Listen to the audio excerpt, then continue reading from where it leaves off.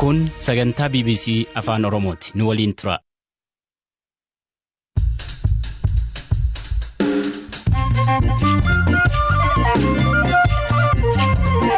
Yooyaa malee yooyaa dhaggeeffattoota raadiyoo BBC Afaan Oromoo nu dhiyaadha bakka nu dhaggeeffachuu jirtan cufaatti sagantaan keen am jalqaba.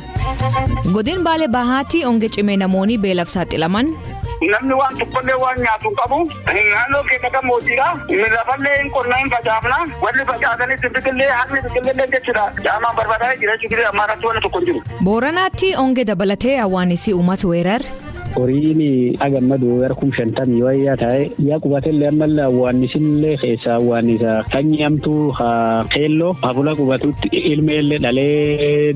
Ergamtoonni addaa gamtaa Afrikaa fi kan Ameerikaa furmaata barbaaduuf Itoophiyaa deebi'an kanaaf oduu dabalatan waliin tura an asli galgalo.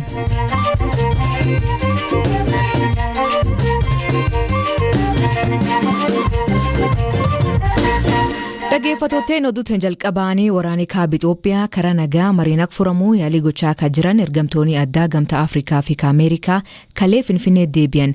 Ergamaan addaa Ameerikaa Jeffrey Feltman ministeera muummee Itaanaa Dammaqa Makoneen waliin Finfinneetti yoo mari'atan ka gamtaa Afrikaa Olusegun Obasanjoo gara Maqalee imale beekaa toomaa dabalataan isinitti hima.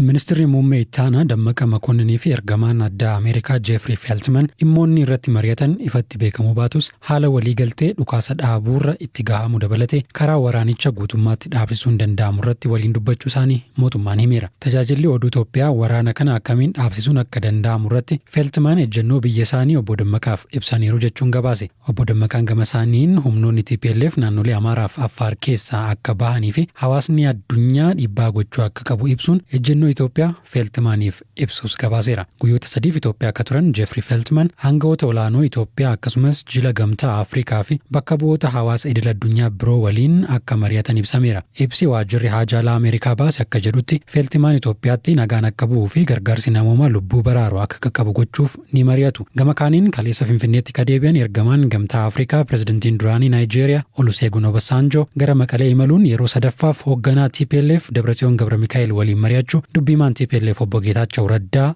himeera. Waraana Itoophiyaaf furmaata karaa nagaa barbaaduu fi tarkaanfii fuula duraa irratti mari'ataniiru jechuun obbo Geetaachoo fuula Tiwiitarii isaarratti barreesse. Nagaa barbaaduuf itti fufanii mari'achuuf walii galaniirus jedhe. Obasanjoon amma dura ministeera muummee Abiyyi Ahmad dabalatee pirezidantoota naannolee akka Oromiyaa fi Amaaraa akkasumas hoogganaa TPLF waliin kan mari'atan yoo ta'u mootummaan Itoophiyaa yaada furmaataa hangaan kun dhiyeessan eegaa akka jiru himeera. Afrikaa daawwachaa akka jiranii fi dhimma waraana Itoophiyaa irratti pirezidantii Keenyaa Uhuruu waliin kan mari'atan ministeerri haajaalaa Ameerikaa Anthony Blinken biyyi isaanii waraanichi karaa nagaa akka xumuramu dhiibbaa gochaa akka jirtuu fi adda durummaan hojii ergamaan addaa gamtaa Afrikaa Olusegun Obasanjoo itti jiran akka deeggartu beeksisaniiru.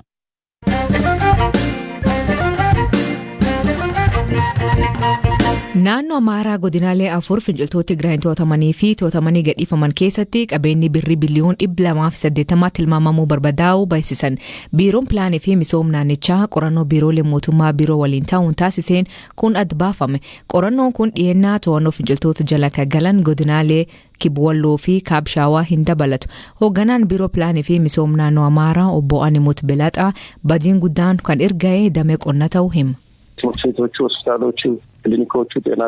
Manneen barnootaa, hospitaalonni, kiliinikoonnii fi buufataaleen fayyaa misoomawwan bu'uuraa mootummaa guutummaatti barbadaa'an maallaqatti yoo tilmaamamu gara birrii biliyoona 279.5 ta'a. Miidhaa guddaan kan irra ga'e damee qonnaati. Jiddugaleessawwan qonnaa 3 kan maashinoota gurguddoof konkolaataawwan hedduu qaban barbadaa'aniiru. Midhaan ooyiruurraa barbadaa'ee jira. Beeyladotarra badiin gaheera. Akkasumas misoomawwan jallisii barbadaa'aniiru. Itti aansuun damee fayyaati. Dhaabbileen fayyaa meeshaalee isaanii waliin guutummaatti barbadaa'aniiru. Manneen barnootaas akkasuma. Kanatti aansuun intarpiraayizoota carraa hojii uumuuf dhaabbatanidha kan mancaafaman. Isaan kunneen guutummaatti saamaman. Achi keessa ka jiran barattoonni, barsiiftonni kanneen carraan hojii uumameef hundi hojii dhabdoota ta'an.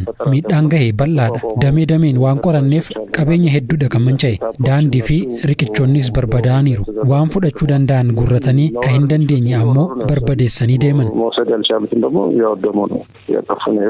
Naannolee to'ataniitti namoota nagaa ijjeessuu fi qabeen barbadeessuun kan himatan finciltoonni Tigraay gochaan raawwachuu waakkatan.